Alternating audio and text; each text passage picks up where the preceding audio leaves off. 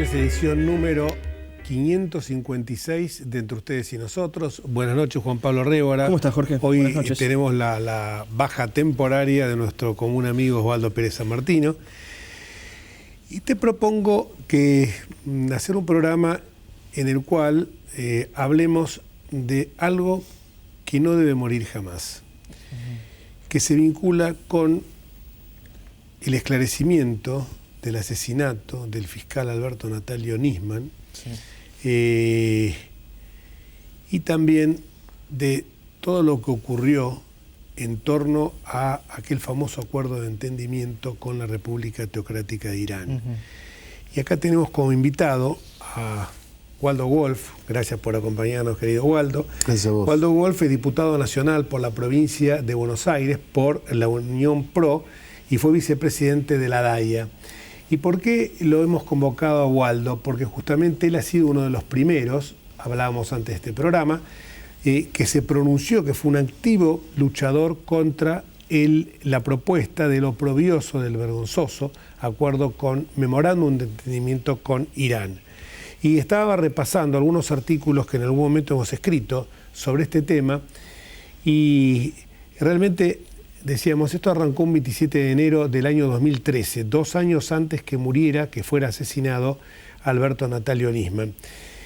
Y en aquel momento, cuando hablábamos de este pacto, me acuerdo acá justamente con Osvaldo Pérez San Martín, aparte lo hemos escrito en reiteradas oportunidades, yo lo he publicado, toda la secuela de cómo se fue dando este acuerdo de entendimiento y la sumisión, el sometimiento, la claudicación de la República Argentina frente a su victimario. Esto fue realmente humillante para nuestro país y justamente un gobierno que se jactaba de ser el campeón de los derechos humanos no tuvo empacho en llegar a un acuerdo con una república como Irán, que no solo negó sistemáticamente esa masacre, ese atentado contra la humanidad que fue el Holocausto, sino que sigue sometiendo a las mujeres a una condición realmente oprobiosa. Gracias por venir, Waldo. Y hagamos un poco para que la gente no se olvide de lo que fue todo esto, porque a veces uno es como va dando vueltas las páginas de los libros, y no es olvidar para tener un rencor, sino olvidar, como decimos, no olvidar, sino como decimos nosotros, y lo hemos dicho también el 18 de julio cuando se conmemoró un atentado, un aniversario más, 22 años, de la masacre de la AMIA, que costó la vida a 85 personas y hubo más de 300 heridos. No lo hacemos con un propósito de revanchismo, sino con un propósito de llegar a conocer algo tan preciado, la verdad, que solo la verdad nos va a hacer libres, y que exista justicia, no venganza, justicia, sin tener prejuicios, pero tampoco no olvidando que 8 funcionarios del gobierno de Irán, allá por el año 2015, creo que fue 2006, 2008, cuando fueron las famosas alertas rojas. Las alertas fueron en el 2006. 2006. 8 funcionarios del gobierno de Irán se había llegado a determinar que habían tenido una responsabilidad directa. 5 años después terminamos haciendo ese acuerdo de entendimiento, que era como darle un bill de indemnidad a la República de Irán. El Tehran Times, lo estaba recordando, lo presentó ese domingo, de aquel enero del 2013, como una victoria del gobierno iraní, del gobierno de Teherán, sobre Estados Unidos y sobre el sionismo internacional. Sí, poner algunos hechos fácticos sobre la mesa, porque hay cosas que son opinables y otras que es bueno plasmarlas y que la gente la sepa.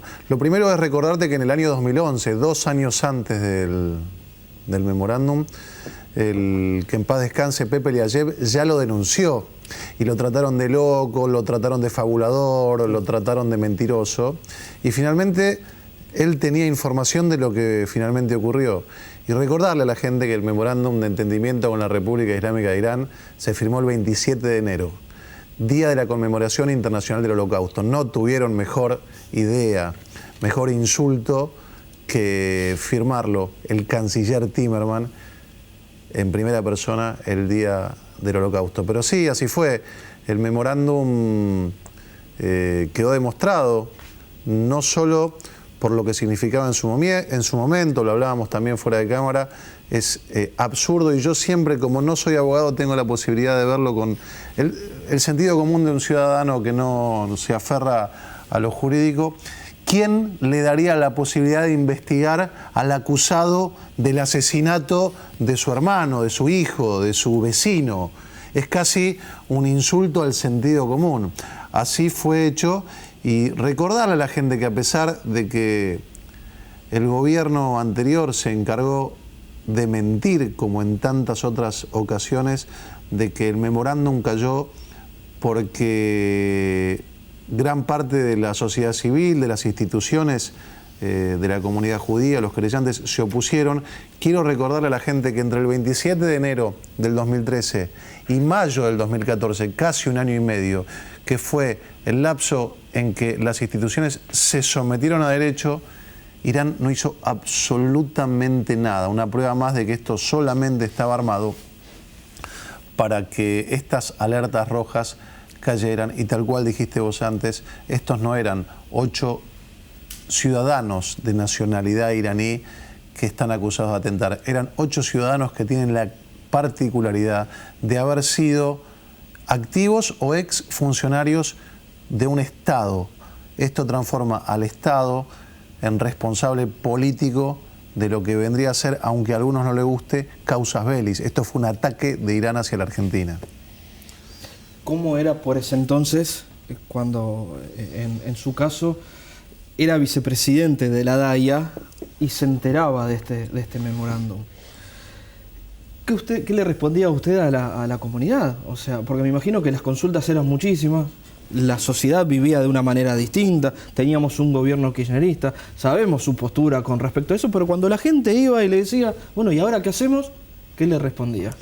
No, yo siempre respondo con actos, cada uno es responsable por lo que le toca vivir. Yo fui vicepresidente de la DAIA durante 3 años y respondo durante el periodo que fui. La DAIA es gobierno, a pesar de que en el relato algunos lo relacionan con gobiernos de hace 20 años. Y yo siempre fui un detractor del memorándum, porque el memorándum era indefendible. Para que la gente lo tenga concretamente entienda, cuando uno va a sacar un crédito en el banco o va a sacar un seguro del auto, firma una pila así de papeles. El memorándum eran 2 hojas A4 que tenían 9 puntos. Claro. El único de esos puntos taxativos decía que había que comunicarle a Interpol que se había firmado. Los demás, ninguno era taxativo, no se decía ni cuándo se constituía la Comisión de la Verdad. La Comisión de la Verdad, ni quién la constituía. Claro. O sea, vos firmabas un cheque en blanco diciendo: van a informar la Comisión de la Verdad, pero ni siquiera te decían quiénes eran, porque uno puede entender, mirá, nombramos a 4 notables, estamos todos de acuerdo, ni siquiera te decían quiénes eran, cuándo se iban a constituir. O sea, era firmar un cheque en blanco que no tenía ninguna taxativización de ninguno de los datos que informaba, salvo el de las alertas rojas. Cuando el fiscal Nisman empieza a investigar y tiene claras evidencias, esas conversaciones de Delía, la intervención de Esteche, la intervención de otros funcionarios en aquel momento, encuentra que va a hacer esta denuncia gravísima y encuentra la muerte. Nadie con sus sentidos bien ubicados podía pensar que se trataba de un suicidio, más allá de lo que podamos decir de que la escena del crimen había sido ensuciada, la posición del cuerpo, todo lo demás. Creo que el 80% de los argentinos que estábamos informados de esto, cuando sabíamos que ese lunes iba a hacer esa denuncia y apareció muerto, lo que primero dijimos, lo mataron.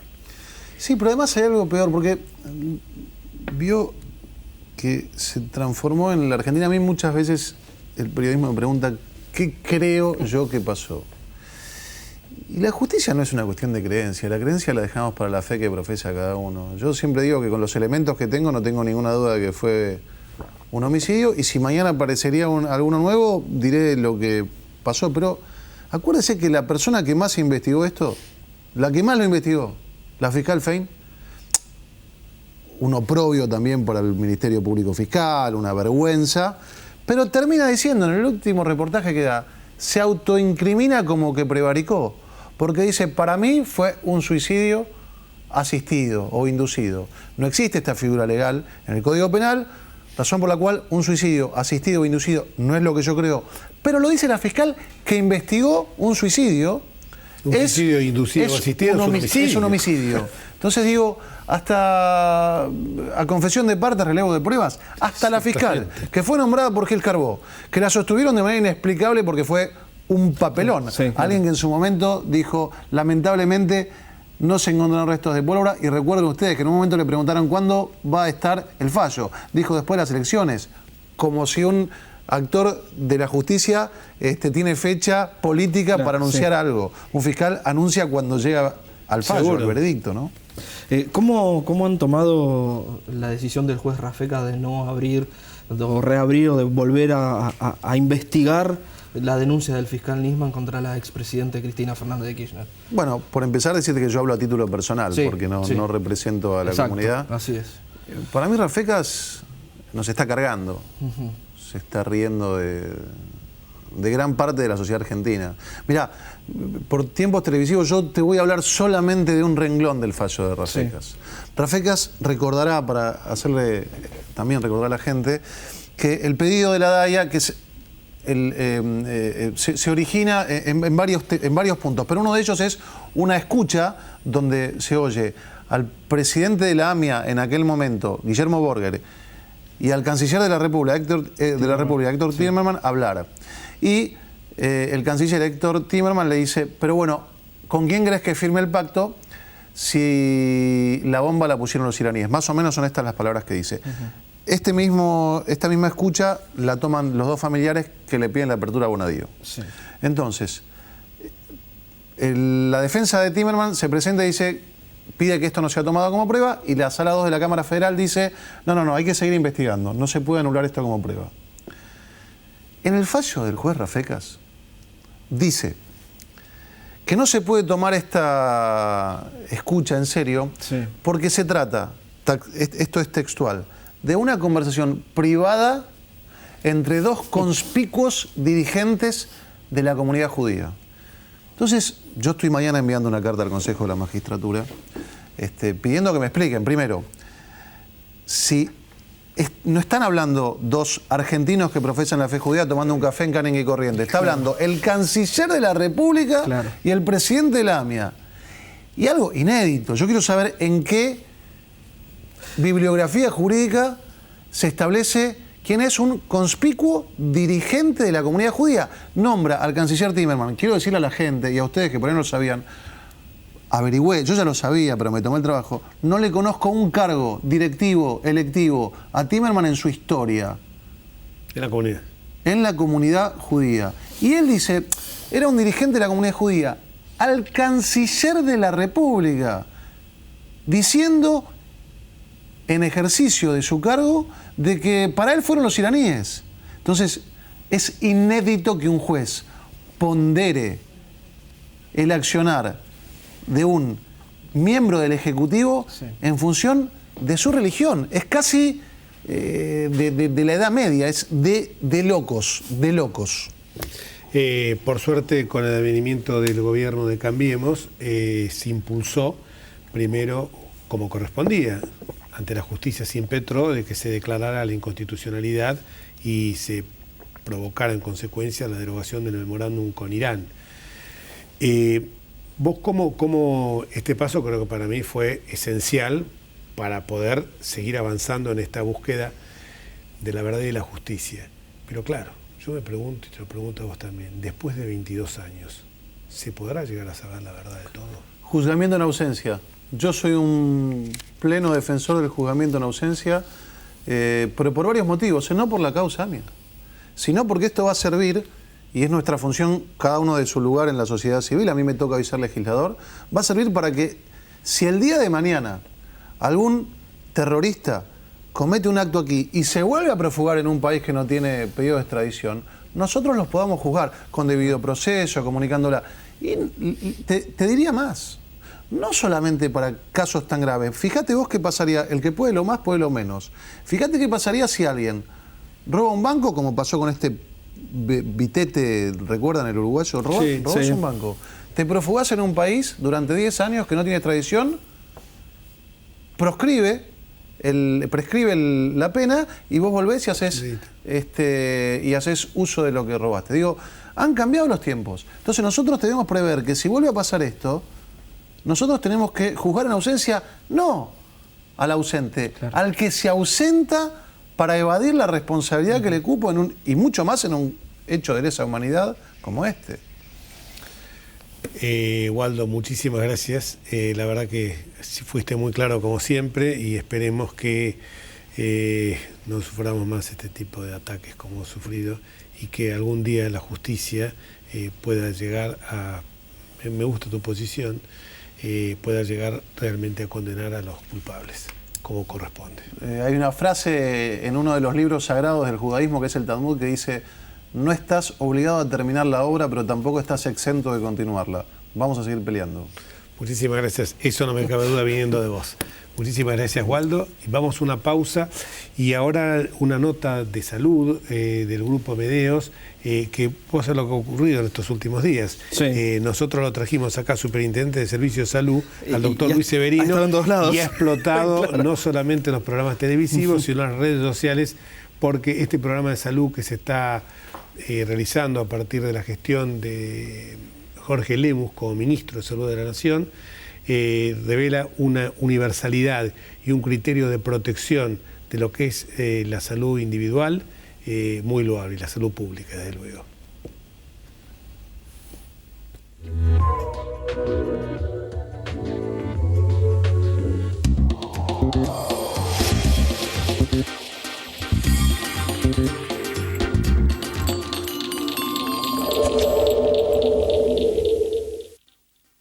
Escribanos en tu ciudad. Nuestro consejo es prevenir problemas. Colegio de Escribanos de la Ciudad de Buenos Aires. Consejo Federal del Notariado Argentino.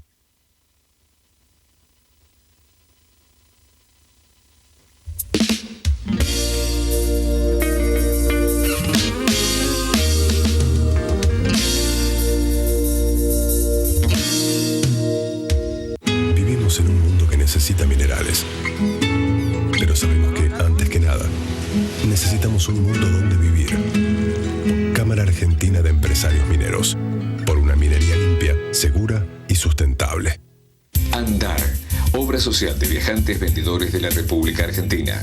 La mejor cobertura familiar al mejor precio. Planes de salud para particulares, trabajadores en relación de dependencia y monotributistas. 0810-345-0184. Andar, www.andar.org.ar.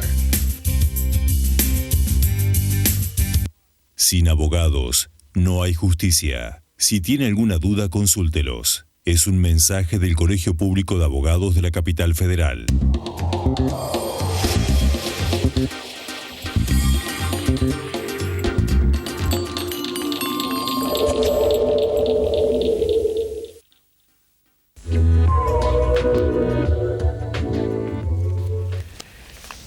Volviendo a los temas de actualidad. Rapidísimo. ¿Te quedaste impactado? Sí, la verdad que sí. Algunas cosas que ha dicho Waldo Wolf siempre es interesante. Y más allá que hoy él no cumple una función, un rol desde una entidad, una institución judía como lo era en la DAIA, sí tiene un rol más que importante en la Cámara de Diputados, Jorge. Y nada más y nada menos que representando a Cambiemos, que está intentando justamente cambiar esta imagen que ha tenido nuestro país, nada más y nada menos en las investigaciones contra el terrorismo que ha sufrido en varias oportunidades, las dos últimas. ¿Sí? Y que lamentablemente nosotros fuimos pioneros de esto, sí. Porque los primeros atentados de estos grupos terroristas se produjeron en estas tierras. Sí, es así.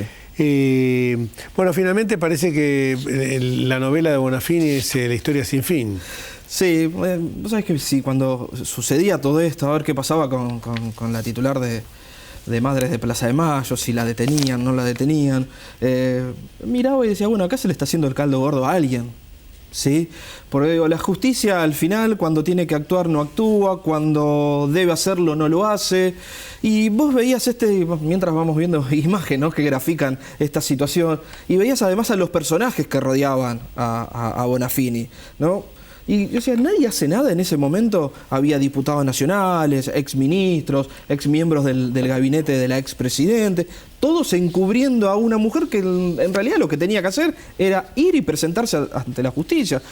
Vos como abogado tal vez podés explicarlo mucho mejor. No es nada demasiado complejo, ¿no? Si la justicia te requiere información o lo que sea, te presentás y listo. Lo grave es que ahí veo a Larroque y algunos otros más que son diputados nacionales. Cabandier estaba. Y son diputados... Kicillof, perdón. Kicillof.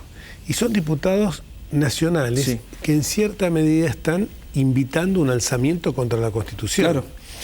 El artículo 16 de la Constitución Nacional, les guste o no les guste, porque yo sé que esta gente me refiero a los que se encuadran en la cámpora, ven a la democracia y el Estado de Derecho como un prejuicio burgués. Ven como que son normas que pueden ser respetadas o no. El artículo 16 es clarísimo. Ya en 1853 la Argentina había abolido los títulos de nobleza y todos los fueros especiales, señalando expresamente que todos los habitantes son iguales frente a la ley. Esto, cuando uno ve que se encuentra con diputados que están invitando, incluso más, una diputada, no sé si es diputada Teresa Parodio, fue por el Parlasur. Sí, exactamente. La cobijó en su casa, o sea, en cierta medida fue cómplice de esta elusión de la justicia que estaba haciendo la señora Bonafini. Afortunadamente se impuso la cordura, porque yo creo que lo que se estaba buscando también era acá que la policía hiciera alguna acción represiva.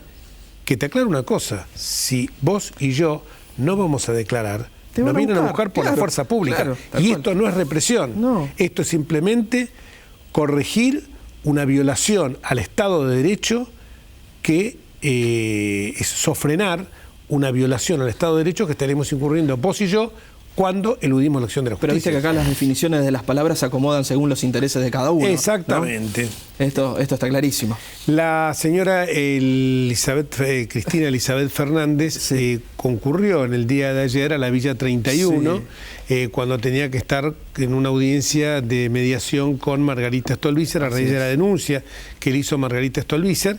Que por supuesto Margarita Stolbizer no la está condenando, hizo una denuncia en virtud de la cual tipifica unos hechos que prima facie podrían llegar a configurar un ilícito. Tiene la oportunidad de hacer el descargo. Fue a la Villa 31. Sí, dejó varias frases. A ver. Entre unas de ellas ha dicho la expresidente que han sido un gobierno hiperdemocrático. Sí, y que si hubiesen querido expropiar al Grupo Clarín, lo hubiesen expropiado, como en algún momento se expropió, ¿te acordás?, al diario La Prensa. Exactamente. 52, 53. Claro, en la época de Perón, o sea, habló mal de su jefe político. Exactamente. Digamos. Bueno, entre otras cosas ha dicho eso. Sí, habló también de Margarita Stolbizer, habló del peronismo, habló de las villas, dijo que era uno de los lugares donde más segura se sentía ella. Pero la verdad que es desagradable para todos estar escuchando esto, decir que ha sido uno de los gobiernos más hiperdemocráticos, Jorge, cuando venimos comentando en estos programas la cantidad de adversarios que ha tenido el gobierno kirchnerista, ¿sí? El campo, los empresarios, otros partidos políticos. Entonces la verdad de qué hiperdemocratismo me están hablando, porque ya la verdad yo no lo vi. No lo vi para nada. Exactamente. Y esto, bueno, ella habló también de que dijo en ese momento que el peronismo, que las villas son como el peronismo, como diciendo, bueno, había un famoso chiste que quieren tanto a los pobres, el gobierno kirchnerista los quería tantos que por eso los multiplicaba. Esto me parece que es vergonzoso y nosotros abrigamos la esperanza que este populismo que enterró directamente el futuro en el altar del presente, de una buena vez haya concluido y que llegue la hora del tiempo y la inversión, no simplemente para acomodar las variables económicas, sino también para asegurar inversiones que permitan trabajo genuino y no asistencialismo, y esto nos depare un futuro venturoso con un progreso de todos y cada uno de los argentinos, terminando con la pobreza, con la desocupación que este gobierno que el kirchnerismo nos dejó. Y nosotros nos vamos hasta el próximo martes, si Dios quiere. Chao.